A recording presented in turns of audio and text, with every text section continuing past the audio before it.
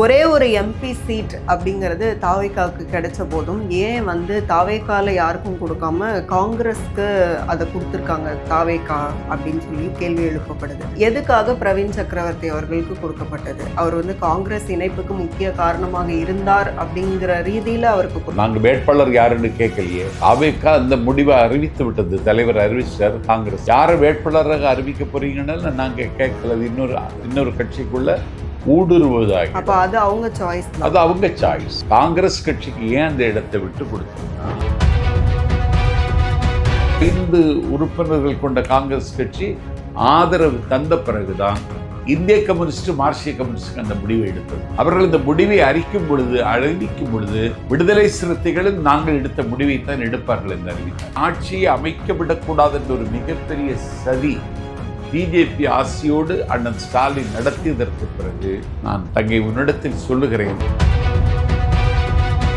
அடுத்து வர நாடாளுமன்ற தேர்தலில் இந்தியா கூட்டணியோட வெற்றிக்கு முக்கிய முகமாக விஜய் அவர்கள் இருப்பாங்கன்னு சொல்றாங்க. நாங்கள் டெல்லியிலே 10 தொகுதி ஜெயிச்சிருவோம், கேரளாவிலே 10 தொகுதி ஜெயிச்சிருவோம், கர்நாடகம், பாண்டிச்சேரி, தெலுங்கானா, ஆந்திரா எல்லா இடத்துலையும் ஜெயிக்க வாய்ப்பு இருக்கு. இன்னைக்கு திமுக இந்தியா கூட்டணியில் வகித்த பாத்திரத்தை வகிக்க போகிற தலைவர் என்கிற இடத்திற்கு எங்க தலைவர் வந்துட்டு. ஆகவே தேசிய அரசியலையும் தாவேகா முத்திரை பதிக்கும். திமுக இனிமேல் நித்திரையில் தான் நீடிக்க வேண்டியது. மாநிலம் முழுவதும் இருக்கக்கூடிய ஒப்பந்தக்காரர்கள் கான்ட்ராக்டர்ஸ் கூட்டத்தை கூட்டுறாங்க. யாரு? பொதுப்பணித்துறை அமைச்சர் ஆதவர்கள். 10 பைசா எங்களுக்கு தேவையில்லை, ஃபண்டே எங்களுக்கு வேண்டாம், எல்லாம் ஒரே ஹாப்பியா தரமான வேலையை மட்டும் பாருங்க, தரம் இல்லைன்னா நடவடிக்கைக்கு ஆளாவீர்கள் அப்படின்னு சொல்லிட்டு நிதின் கட்கரி நெடுஞ்சாலை துறையில மட்டும் 10 வகை ஊழல் இருக்கிறது, அதை தடுத்து நிறுத்திட்டீங்கன்னா நெடுஞ்சாலை துறையில மட்டும் தமிழ்நாட்டுக்கு 2 லட்சம் கோடி ஒதுக்க தயார்னு நிதின் கட்கரி சொன்னார்னு சொல்லிட்டாரு. கொஞ்சமாவது கூச்சமாவது இருக்காடா உங்களுக்கு? ஒரே ஒரு எம்பி சீட் அப்படிங்கிறது தாவேகாவுக்கு கிடைச்ச போதும் ஏன் தாவேகால யாருக்கும் கொடுக்காம காங்கிரஸ்க்கு அதை கொடுத்துருக்காங்க தாவேகா அப்படின்னு சொல்லி கேள்வி எழுப்பப்படுது. அப்போ எதுக்காக பிரவீன் சக்கரவர்த்தி அவர்களுக்கு கொடுக்கப்பட்டது? அவர் காங்கிரஸ் இணைப்புக்கு முக்கிய காரணமாக இருந்தார் அப்படிங்கிற ரீதியில அவருக்கு கொடுக்கப்பட்டது. காங்கிரஸ் இணைப்பிற்கு அவர் முக்கியமாக இருந்தார். அவர் நாங்கள் வேட்பாளர் யாருன்னு கேட்கலையே. தாவேகா அந்த முடிவை அறிவித்து விட்டது. தலைவர் அறிவிச்சார் காங்கிரஸுக்குன்னு. யாரை வேட்பாளராக அறிவிக்க போறீங்கன்னு நாங்கள் கேட்கல. இன்னொரு கட்சிக்குள்ள ஊடுருவதாக. அப்ப அது அவங்க சாய்ஸ். அது அவங்க சாய்ஸ். ஆனால் தாவேகாவுக்கு காங்கிரஸ் கட்சிக்கு ஏன் அந்த இடத்தை விட்டு கொடுத்தோம்னா, தேர்தல் முடிந்து எங்களுக்கு 107 சீட்டு தான் இருக்கு, தனிப்பட்ட மெஜாரிட்டி. ஆட்சி அமைக்க வாய்ப்பில்லை என்று சில பேர் ஆர்வம் கணித்து விட்டார்கள். எந்த சூழலில் ஒரு ஆட்சி அமைக்க விடக்கூடாது என்று திமுக முடிவெடுத்து, உத்தமபுத்திரன் உதயநிதி ஸ்டாலின், நான் கடுமையான விமர்சனங்களை எடப்பாடி மேல நான் வச்சிருக்கேன், அதையெல்லாம் நான் திரும்ப பெற்றுக்கொள்கிறேன், எடப்பாடி இடத்துல பகிரங்கமாக மன்னிப்பு கேட்க தயார், ஆனாலும் தாவேகா ஆட்சிக்கு வரக்கூடாதுன்னு ஒரு நிலைப்பாட்டை உதயநிதி எடுத்தார். அண்ணன் ஸ்டாலினும் அந்த நிலைப்பாட்டுக்கு ஒத்துக்கொண்டு அதிமுக ஆட்சி அமைவதற்கு திமுக ஆதரவு கொடுக்க வேண்டும் என்ற முடிவுக்கு அவர்கள் வந்துவிட்டார்கள். அதையும் தாண்டி மார்க்சிய கம்யூனிஸ்ட் கட்சியினுடைய தேசிய பொதுச் செயலாளர் தோழர் பேபியிட்ட தொடர்பு கொண்டு 2 மார்க்சிஸ்ட் கட்சி எம்எல்ஏக்களின் ஆதரவை அதிமுக ஆட்சி அமைவதற்கு கொடுங்கள் என்று அண்ணன் ஸ்டாலின் இந்த ஈனத்தனமான வேலையில் ஈடுபட்டார். ஆகவே ஆட்சி அமைக்கவே வாய்ப்பில்லை என்கிற நிலைமை உருவானது. இதை என்ன மாதிரி ஆளெல்லாம் தாங்க முடியல. நாஞ்சில் சம்பத்தே தாங்க முடியலன்னா இந்த கட்சிக்காக வியர்வை பாசனம் செய்து தொண்டர்கள் விஜயை கடவுளாக கருதுகிற எங்களுடைய தொண்டர்கள் குமரி எழுந்துட்டாங்க. 4 நாள் நான் தூங்கலை. எனக்கு இரவெல்லாம் அலைபேசி, ஆட்சி அமைச்சிருவோமாண்ணா, தலைவர் முதல்வர் ஆயிடுவாரான்னு என்கிட்ட கேட்குறாங்க. நானே அழுது அவங்களுக்கு பதில் சொல்லி நானே களைத்து போய்விட்டேன். ஆகவே ஆட்சி அமைக்க வாய்ப்பில்லை, அதற்கான சதியை அவங்க இறங்கிட்டாங்க. ஆளுநர் அலேல்கர் கொஞ்சம் அத்துமீறி திமுகவோ அதிமுகவோ நாளைக்கு வந்தாலும் நான் ஆட்சி அமைக்க நான் அழைப்பேன் அப்படின்னு ஆளுநரே பேச ஆரம்பிச்சு. அப்ப அதிமுக போறதுனால பிஜேபி பேக்ல இருந்திருக்கிறாங்க. ஆமா, கான்ஸ்டிடியூஷனல் அத்தாரிட்டியாக இருக்கிற கவர்னரே தன்னுடைய அதிகார வரம்பை தாண்டி பேச ஆரம்பிச்சிட்டார். ஒரு ஸ்பீக்கர் மாதிரி பேச ஆரம்பிச்சிட்டார். எனக்கெல்லாம் அது பெரிய கவலை. ஆனால் ஆட்சி அமைக்க முடியாது என்கிற நிலைமையை உருவாக்கி, ஒரு 4 நாட்கள் இழுபறி நிலைமைக்கு உருவாக்கி, இந்திய கம்யூனிஸ்ட் கட்சி மார்க்சிய கம்யூனிஸ்ட் கட்சியும் எங்களுக்கு ஆதரவு தர வந்ததற்கு பிறகு, காங்கிரஸ் கட்சி 5 உறுப்பினர்கள் கொண்ட காங்கிரஸ் கட்சி ஆதரவு தந்த பிறகுதான் இந்திய கம்யூனிஸ்ட் மார்க்சிய கம்யூனிஸ்டுக்கு அந்த முடிவை எடுத்தது. அவர்கள் இந்த முடிவை அறிவிக்கும் பொழுது விடுதலை சிறுத்தைகளும் நாங்கள் எடுத்த முடிவைத்தான் எடுப்பார்கள் என்று அறிவித்தார்கள். விடுதலை சிறுத்தைகள் தலைவர் திருமாவளவன் முடிவு எடுத்ததற்கு பிறகு சித்தரஞ்சன் தாஸ் இல்லத்தில் அவரை கூட்டி வைத்துக்கொண்டு இதை தாமதப்படுத்துங்கன்னு சொன்னது இந்த ஸ்டாலின் தான். இந்திய யூனியன் முஸ்லீம் லீக் தலைவர் பேராசிரியர் காதர் மெய்தீன் ஆதரவு தருவதற்கு ஒப்புக்கொண்டதற்கு பிறகு அவரையும் சித்தரஞ்சன் தாஸ் இல்லத்தில் கூட்டி வைத்து இந்த முடிவை கொஞ்சம் தள்ளி வைங்கன்னு சொன்னதும் அண்ணன் ஸ்டாலின் தான்.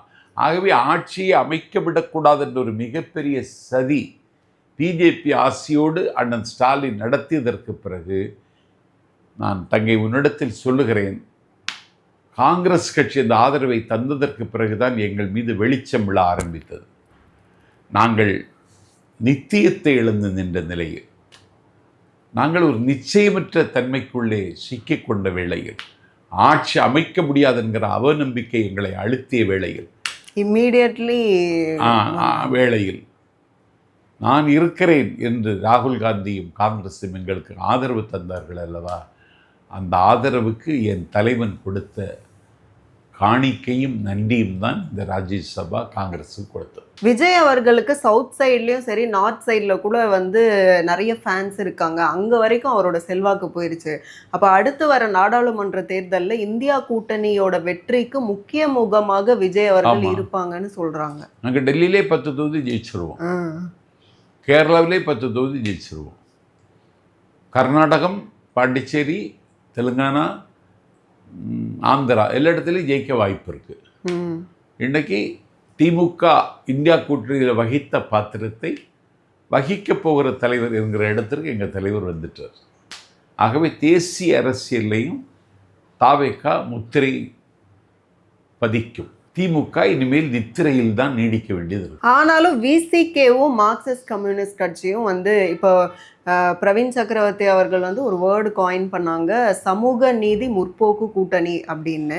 அப்போது நாங்கள்லாம், அதாவது காங்கிரஸ் இப்போ கூட்டணியில் இருக்கிற தாவேகாவோட கூட்டணியில் இருக்கிற எல்லா கட்சிகளையும் ஒருங்கிணைத்து அவர் அந்த நேம் வந்து காயின் பண்ணார். அதுக்கே வந்து விசிகே வந்து கண்டனம் தெரிவிச்சிருக்கு. இல்லை, அது வந்து அவர் ராகுல் காந்தி ஒப்புதலோடு சொல்லியிருக்கணும், தலைவரோடு அவர் விவாதித்திருக்கணும். எங்கள் தலைவரோட எங்களுக்கு ஆதரவு தந்திருக்கிற இந்திய கம்யூனிஸ்ட் மார்க்சிய கம்யூனிஸ்ட் விடுதலை சிறுத்தைகள்கிட்ட அவர் மனவிட்டு பேசியிருக்கணும். அதுக்கு முன்னாடி அவர் இப்படி பெயர் சூட்டியது என்னை பொறுத்தவரையில் ஏற்றுக்கொள்ள முடியலை. What is the next move? டிவிகேவோடது அடுத்த மூவ் வந்து எப்படி இருக்க போகுது? ஏன்னா இப்போ அடுத்து ஆட்சி அமைத்து கிட்டத்தட்ட 25 டேஸ் வந்து முடிஞ்சிருக்கு. அப்படிங்கும்போது இப்போ உதயநிதி ஸ்டாலின் அவர்கள் வந்து ஒரு விஷயம் கோட் பண்ணியிருந்தாங்க. அதாவது இந்த ஆட்சி அமைஞ்சு ஒரு 25 டேஸ் ஆக போகுதுன்னா, இதுவரைக்கும் வந்து மக்களுக்கு உருப்படியாக ஒன்றுமே செய்யலை. ஆனால் வந்து நிதி நிலைமை மோசமாக இருக்கும் போது தான் வந்து எம்கே ஸ்டாலின் அவர்கள் ஆட்சிக்கு வந்தாங்க. ஆட்சிக்கு வந்த முதல் டைமே வந்து ஃப்ரீ பஸ் ஸ்கீமில் வந்து சைன் பண்ணாங்க. அது வந்து ஒட்டுமொத்த தமிழக பெண்களுக்கும் அது ஒரு மகிழ்ச்சியை தந்தது. அப்போது மகிழ்ச்சியை தந்ததுனால தான் எங்களுக்கு ஓட்டு போட்டாங்க. இப்போ வந்து அதாவது மக்களே ஓட்டு போட்ட மக்களே வந்து எதுக்கு விஜய்க்கு ஓட்டு போட்டோம் அப்படின்னு சொல்லி வந்து உதயநிதி ஒரு உட்டோப்பியாவில் இருக்காரு. அப்படியெல்லாம் ஒன்றும் நிலைமை இல்லை. நேற்று முன்தினம் மாநிலம் முழுவதும் இருக்கக்கூடிய ஒப்பந்தக்காரர்கள் கான்ட்ராக்டர்ஸ் கூட்டத்தை கூட்டுறாரு. யார்? பொதுப்பணித்துறை அமைச்சர் ஆதவ் அர்ஜுன். ஆமாம், 10 பைசா எங்களுக்கு தேவையில்லை, ஃபண்டே எங்களுக்கு வேண்டாம், எல்லாம் ஒரே ஹாப்பியாக தரமான வேலையை மட்டும் பாருங்க, தரம் இல்லைன்னா நடவடிக்கைக்கு ஆளாவீர்கள் அப்படின்னு சொல்லிட்டு, நிதின் கட்கரி நெடுஞ்சாலை துறையில் மட்டும் 10 வகை ஊழல் இருக்கிறது, அதை தடுத்து நிறுத்திட்டீங்கன்னா நெடுஞ்சாலை துறையில் மட்டும் தமிழ்நாட்டுக்கு 2 லட்சம் கோடி ஒதுக்க தயார்னு நிதின் கட்கரி சொன்னார்னு சொல்லிட்டார். இது உதயநிதிக்கு கொஞ்சமாவது கூச்சமாவது இருக்காடா உங்களுக்கு? அப்போ நீங்கள் என்ன ஆட்சி நடத்துனீங்க? நீங்கள் வண்டல் மண்ணை விவசாயிகள் அள்ளி எடுத்துகிட்டு போகலான்னு சொல்லிட்டார் தலைவர். வண்டல் மண் திருடர்கள் இவர்கள். வண்டல் மண்ணை எடுக்க விட மாட்டாங்க. அதே மாதிரி இந்த சாலைகள் தரமாகவே வந்து இல்ல அப்படிங்கிற குற்றச்சாட்டும் பொதுமக்கள் மத்தியில இருக்கு. அது சரி செய்யப்படுமா? ஆமா, அதான் சரி செய்யப்படுதுன்னு சொல்லிட்டார. அது மாதிரி வண்டல் மண் எடுக்கிற விவகாரத்தில் எங்கள் தலைவர் வெளிப்படையாக அறிவித்ததில் இந்த பானை செய்கிற அந்த சமூகம், பானை வணிகிற சமூகம், மண் சட்டி, இப்போ அதுக்கெல்லாம் ஒரு மரியாதையும் வந்துச்சு. அலுமினிய பாத்திரம், சில்வர் பாத்திரத்தில் சமைப்பதை விட மண்பானையில் சமைப்பது உடலுக்கு ஆரோக்கியங்கிற நம்பிக்கையும் வந்துடுச்சு. மண்பானை சமையல் கடைன்னே கடைகளை திறக்க ஆரம்பிச்சிட்டாங்க. அந்த குலாலர் சமூகத்து மக்கள் மகிழ்ச்சியில் இன்னைக்கு இருக்காங்க. விவசாயிகளுக்கும் வண்டல் மண் இந்த தென்னைக்கெல்லாம் வண்டல் மண் போட்டால் உரமாகும். அது விவசாயிகள் மகிழ்ச்சியில் இருக்காங்க. இவன் எதை சொல்கிறாரு உதயநிதிக்கு விவரம் பெற்றது. முதல் அமைச்சரவை கூட்டம் முதலமைச்சர் விஜய் அவர்கள் தலைமையில் வந்து நடந்துச்சு. அதில் வந்து ஒவ்வொரு துறைக்கும் வந்து திட்டங்களை சொல்லியிருக்காங்க. மொத்தம் 436 திட்டங்களை சொல்லியிருக்கிறாங்க. கூடுதலாக எல்லாருக்கும் வந்து ஒரு வார்னிங் கொடுத்துருக்காங்க, அமைச்சர்கள் எல்லாத்துக்கும். ஒரு இடத்துல கூட ஊழல் பண்ணாமல் சொன்னதை வந்து நம்ம செஞ்சு காட்டணும் அப்படின்னு சொல்லிட்டு. ஸோ அந்த அமைச்சரவை கூட்டம் இந்த திட்டங்கள் சார்ந்து அப்படிங்கும்போது இதுக்கப்புறம் அந்த பணிகள் வந்து எந்த அளவில் எந்த வீச்சில் இருக்கும்? அமைச்சரவை கூட்டம் முடிஞ்சோடனே அமைச்சர்கள் எல்லாருமே சொந்த தொகுதிக்கு போயிட்டாங்க. தலைவருடைய அறிவுறுத்தலின்படி அந்த திசையை நோக்கி அவர்கள் பயணிக்க ஆரம்பித்து விட்டார்கள். இனி பட்ஜெட் கூட்டத்தொடர் வந்து அதில் ஒவ்வொரு துறை மானிய கோரிக்கை வரும்பொழுது எந்த துறைக்கே எவ்வளவுன்னு எல்லாம் வந்து தெரிஞ்சிடும். அதனால் எடுப்பிலேயே தலைவருடைய ஆட்சி மேலே நாட்டு மக்களுக்கு நம்பிக்கை வந்திருக்கிறது. இந்த நம்பிக்கை தொடரும். திமுகவுக்கு இனிமேல் தமிழ்நாட்டு அரசியலில் எதையும் சாதிக்க முடியாது என்பது தான் உண்மை. டிகே சிவகுமார் அவர்கள் வந்து கர்நாடகாவுக்கு முதலமைச்சராக இருக்காங்க அப்படிங்கும்போது அப்போ வந்து இனிமே வந்து மேகதாது அணை விவகாரம் சம்மந்தமாக வந்து விஜய் அவர்கள் வந்து ரொம்ப துணிச்சலாக முடிவெடுக்கணும், அதை பற்றி அவங்க வந்து நிறைய பேசணும்னு சொல்லி திமுகவிலேருந்து எதிர்ப்பு குரல்கள் வருது. இப்போ மேகதாதுவில் வந்து அணை கட்டுறது ஸ்டாலின் அவர்களும் திமுகவும் இருந்த வரைக்கும் தான் எங்களுக்கு சவாலாக இருந்துச்சு, இப்போ ஒன்றும் பிரச்சனை இல்லைன்னு சொல்லி அவங்க வந்து சொல்கிறாங்க. அப்போனா என்ன நினைக்கிறாங்கன்னா விஜய் அவர்கள் அவங்களுக்கு ஒரு பொருட்டே இல்லை அப்படின்னு சொல்லி வந்து திமுகவிலிருந்து விமர்சனங்கள் வருது. இப்போ அந்த மேகதாது அணை விவகாரத்தை பொறுத்த வரைக்கும் அது எப்படி, அது அவங்க எப்படி கட்ட முடியுமா? முதல்ல ஒரு காலம் முடியாது, ஒரு நாளும் அது நடக்காது. கர்நாடகத்தில் யார் முதலமைச்சரானாலும், எடியூரப்பா போன்ற பிஜேபி ஆனாலும், சீதாராமையா சிவகுமார் போன்ற காங்கிரஸ் வந்தாலும் கர்நாடக மக்களுக்காகத்தான் அவர்கள் பேசுவார்கள். அவங்க தமிழ்நாட்டுக்கு பேச வேண்டும் நாம் எதிர்பார்க்கவும் முடியாது. ஆனால் காவிரி நீரை பயன்படுத்துகிற உரிமை கர்நாடகத்தை விட தமிழ்நாட்டுக்குத்தான் அந்த அதிக உரிமை இருக்கிறது. ஏன்னா காவிரி என்பவள் ஒரு பெண். பெண்ணுக்கு புகுந்த வீடு தான் உகந்த இடமே தவிர பிறந்த வீடு அல்ல. அதனால புகுந்த வீடு தமிழ்நாடு. இதில் எங்கள் உரிமையை தமிழக அரசு நிச்சயம் விட்டு கொடுக்காது. இன்றைக்கி உச்சநீதிமன்றத்தில் அந்த வழக்கு இருக்கிற நிலையில் நாங்கள் அதை கண்காணித்து கொண்டிருக்கிறோம்.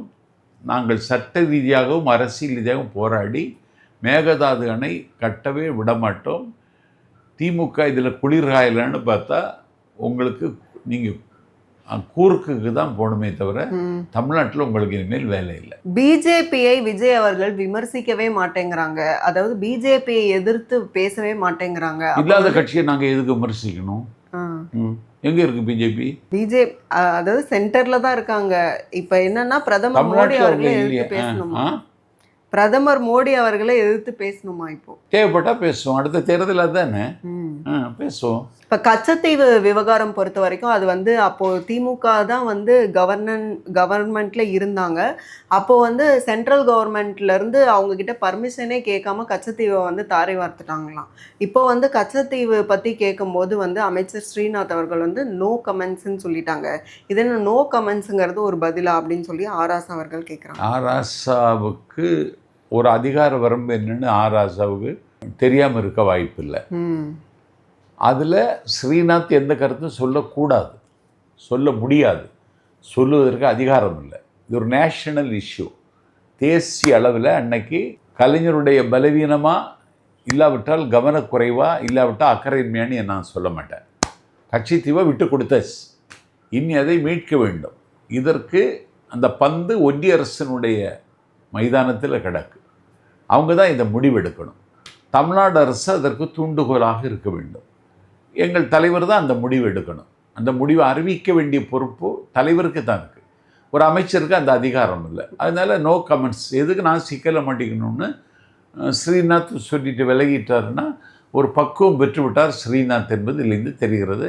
அண்ணா ராசா ரொம்ப அலட்டிக்க வேண்டிய அவசியம் இல்லை. தனியார் பள்ளிகளுக்கு வந்து அந்த எப்போவுமே ஒரு பிரச்சனை இருக்கும். என்னன்னா அதிகமாக ஸ்கூல் ஃபீஸ் வந்து கேட்குறாங்க அப்படிங்கிற அந்த ஒரு பிரச்சனை. ஸோ அதுக்கு வந்து முற்றுப்புள்ளி வைக்கிற விதமாக வந்து பள்ளி கல்வித்துறையிலேருந்து ஒரு அறிவிப்பு என்னன்னா, எல்லாரும் வந்து வெளிப்படையாக வந்து அறிவிக்கணும் எவ்வளோ ஃபீஸ் வாங்குறீங்கன்னு. இணையதளத்தில் அறிவிக்கணும்னு சொல்லிட்டார் பள்ளிக்கல்வித்துறை அமைச்சர் ராஜமோகன்.